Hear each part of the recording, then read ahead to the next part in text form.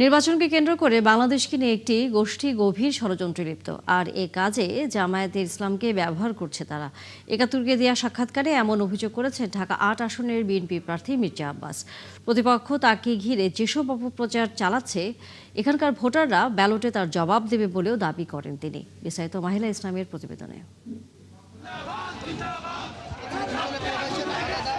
রাজধানী ঢাকার ২০টি আসনের মধ্যে ঢাকা ৮কে ধরা হচ্ছে টপ অব দ্য ক্যাপিটাল। সামাজিক যোগাযোগ মাধ্যমে সবচেয়ে বেশি কাদা ছোড়াছুড়ি হচ্ছে এই আসনটিকে ঘিরে। ওসমান হাদির মৃত্যু সংসদীয় এই এলাকাটির গুরুত্ব বাড়িয়েছে বহুগুণ। হাদির মৃত্যুর পর বিএনপির সিনিয়র নেতা মির্জা আব্বাসের প্রতিদ্বন্দ্বী হিসেবে ১১ দলীয় জোটের পক্ষে নাম ঘোষণা করা হয়। ফ্যালকন অ্যালুমিনিয়াম মাল্টিলেয়ার অ্যানোডাইজড হওয়ায় সম্পূর্ণ scratch proof. Falcon aluminium. NCP মুখ্য সমন্বয়ক নাসরুদ্দিন পাটোয়ারির এরপর থেকেই বিভিন্ন সভা সমাবেশে প্রতিদ্বন্দ্বীকে নিয়ে নানা রকম কথা শুনতে শোনা যায় এই নেতাকে। ঢাকা ৮-এর বাসিন্দাদের বলব সন্ত্রাসের বিপক্ষে দাঁড়ান।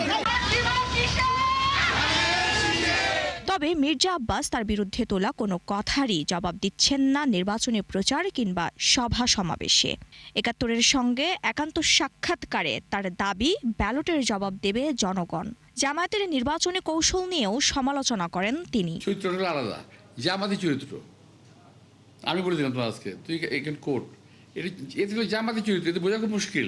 তবে আমি মনে করি কোনো মুনাফেকের সঙ্গে বিএনপির কোনো কোয়ালিশনে যাওয়ার কোনো প্রয়োজন নাই, কিংবা হবে না, কিংবা হওয়া উচিত না। একসময়ের মিত্র দলটির সঙ্গে হঠাৎ এত দূরত্বের কারণও ব্যাখ্যা করেন বিএনপির এই সিনিয়র নেতা।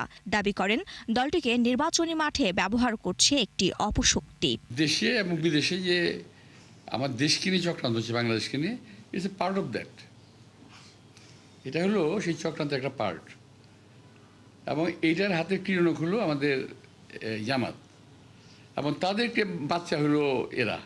রাজনীতির মাঠে চিরপ্রতিদ্বন্দ্বী আওয়ামী লীগকে আবারও সক্রিয় দেখতে চায় কিনা বিএনপি, এমন প্রশ্নে মির্জা আব্বাসের পরিষ্কার জবাব, সিদ্ধান্ত নেবে জনগণ।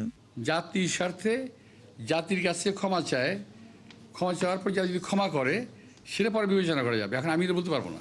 মাহিলা ইসলাম, ৭১, ঢাকা।